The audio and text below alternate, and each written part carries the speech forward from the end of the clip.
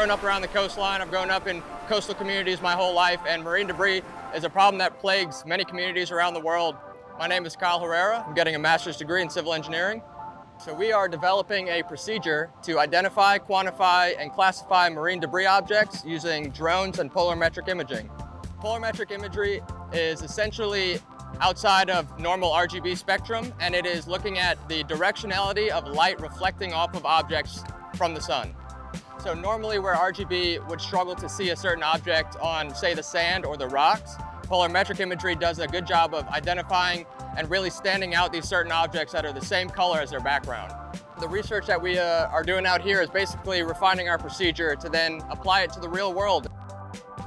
Oregon State is unique in that it offers a wide multitude of different biomes and landscapes. It's a very high energy coastline in particular, so it makes it very interesting for coastal studies. And so there's a lot of wave energy, as you can see in a lot of the coastlines. There's a lot of dramatic scarping and cliff faces, and so it makes it a really interesting site for wave energy conversion, construction, coastal revetments, any kind of those big projects.